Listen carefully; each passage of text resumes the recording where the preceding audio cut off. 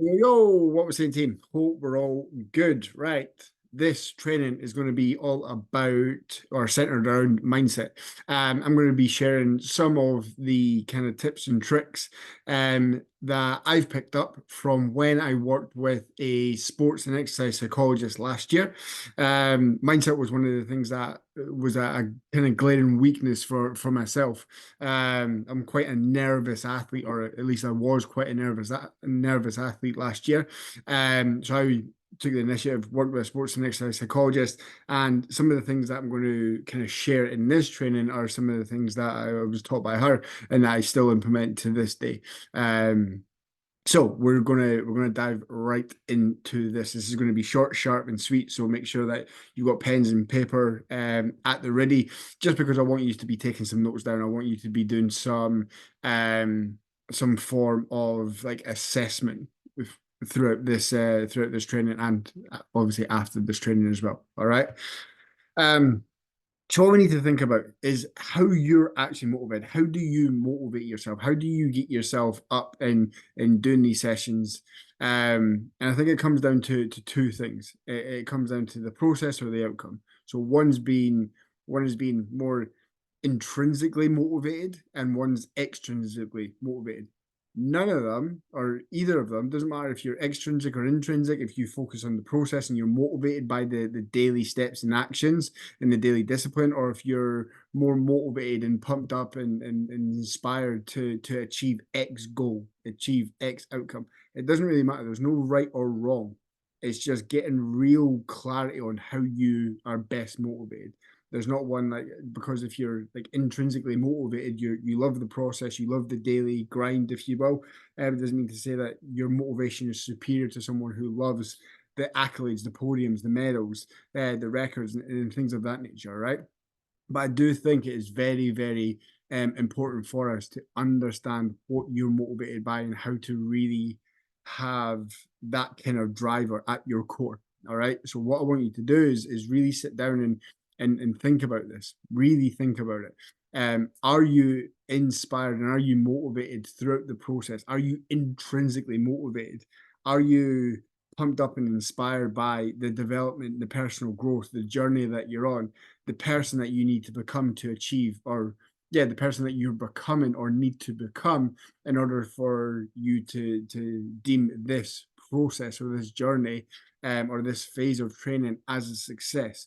Are you inspired by that and are you motivated by that? Are you someone who takes the lessons from each training phase and a training process? Are you intrinsically motivated? That's what we would class as like all these things I've just listed off, or what would be intrinsically motivated. All right. Or are you extrinsically motivated? Do you really get pumped up and motivated and inspired by having records, winning races, being on top of the podium, winning titles, having gold medals? Are you inspired by that? Do you want to set course records? Do you do 5Ks and think, right, I want to fucking win this? You know, what is it that you're really inspired by and motivated by, and what is it what is the thing that gets you up out of bed and fired up and ready to do the sessions? Get crystal clear on this, all right? Because that is going to be ultimately the ultimate driving factor for you to get up and do the work and be at your best and compete at your best. And that's why we're all here, right? We want to be at our best when it comes down to competitions, when it comes down to testing sessions and things like that. You want to make sure that the process is getting done so that you can see the progression that you want and that you were training for. All right. Um, some of the best athletes in the world, or actually scrap that, the best athletes in the world, know how to keep themselves calm, centered, emotionally controlled, and in the right headspace to then deliver on whatever it was they were training for, whether it be a lift, an achievement, a feat, a race, a competition, a challenge, whatever it might be. The best athletes in the world know exactly how to put themselves in the best possible headspace to then do what they've been training to do. All right. And it all comes down to the internal conversations that you're having with yourself. Some of these things are some of the most important lessons that I've picked up from the last couple of years of competing. And this is why I personally reached out to a sports and exercise psychologist because I knew that the internal conversations that I was having during tough sessions, during hard races, during um during a training camp or a process like that, I knew the internal conversations weren't the healthiest or the most productive. So I reached out to a sports and exercise psychologist, and my internal conversations are so much more different, depending on what I'm training for. All right. Um, I am someone who, when I'm in the weight room, I do get a bit um aggressive with myself, somewhat verbal bully myself.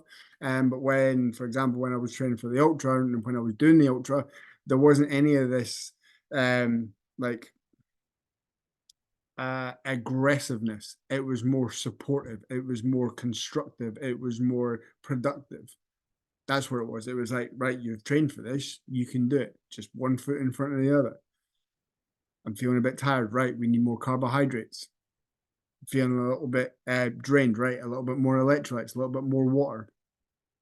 You know, that was the kind of conversations I was having during an ultra prep.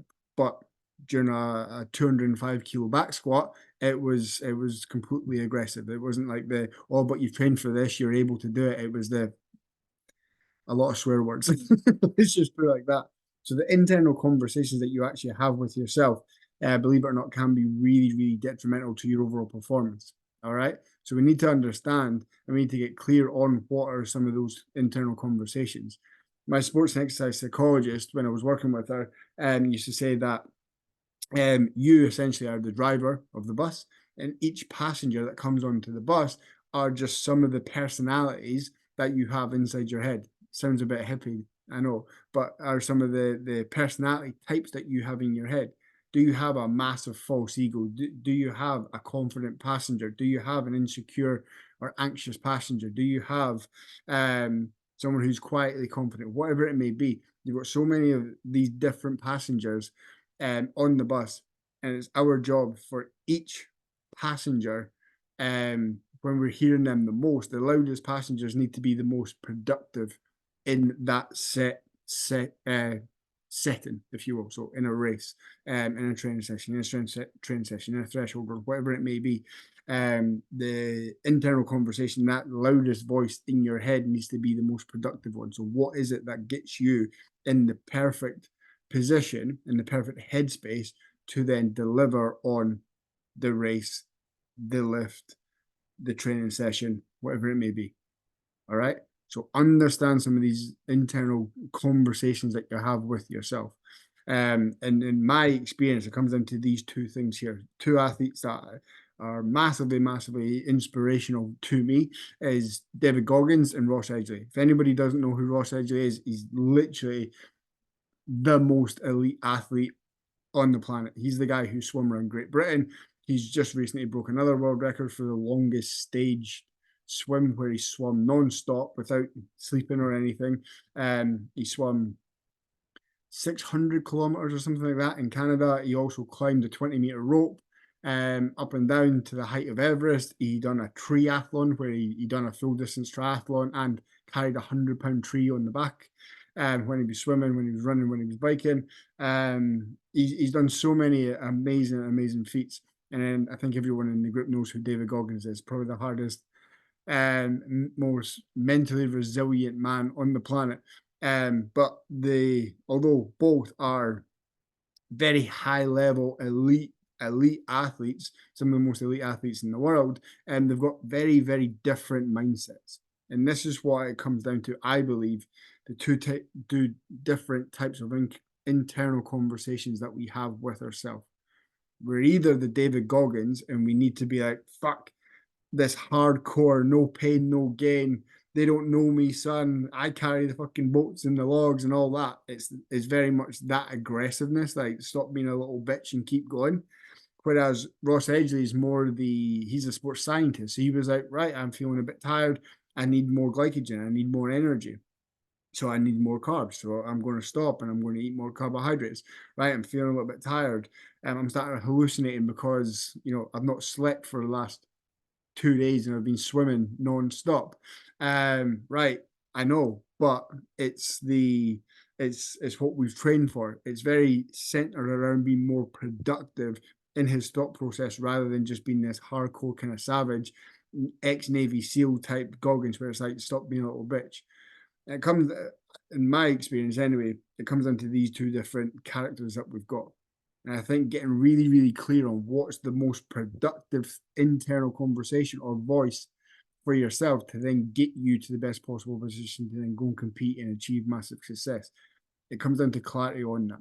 All right.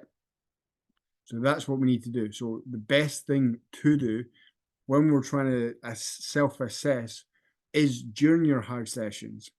What are some of those things? Is it like, come on, Steve, you've got this. You know you've got this. You can push the pace a little bit. Yes, your heart rate is high. Yes, your legs are a little bit filled with lactate, but you're capable of pushing the pace. Can you do it? That's the edgeley. Or is it the case of when I'm sprinting up a hill and my legs and lungs are on absolute fire? It's like, come on, you little bitch, get going. It's your last round. Push on. You know, it's what's going to fire you up the most. It's not to say one is superior than the other. It just means that at one given time you need to flick on to X person, X mindset, have X conversation with yourself in order for you to then again continue to push pace, to lift the weight, to get up early. Jesus fuck. Get up early and get that session done before a full day's work, whatever it may be. These internal conversations and the things that you teach yourself and tell yourself are going to be massively, massively beneficial to you when it comes down to you competing at your best, you achieving success, you hitting the progress and the development that you want. All right. So these are some of the things that I want you to go away after this and really do some self-assessing. Because understanding how you make yourself tick, how you motivate yourself, is it intrinsic or is it extrinsic? Is it the medals and podiums, or is it the person that you're becoming? Is it the self-development? Is it the growth? Again, one's not better than the other. It's just understanding how to best motivate yourself. All right. So let's make sure that we do this off the back of this. And again, if you want to share them with me, then fantastic. Me knowing these things is going to allow me to then be able to motivate you as well as you motivate yourself. And again, that's just going to put you in a much, much better position to achieve things that, once you never thought was possible. So we're going to leave you with that one, team. I hope this was beneficial. I hope you enjoyed it. Again, if you want to share them with me, again, just send me a WhatsApp. All right.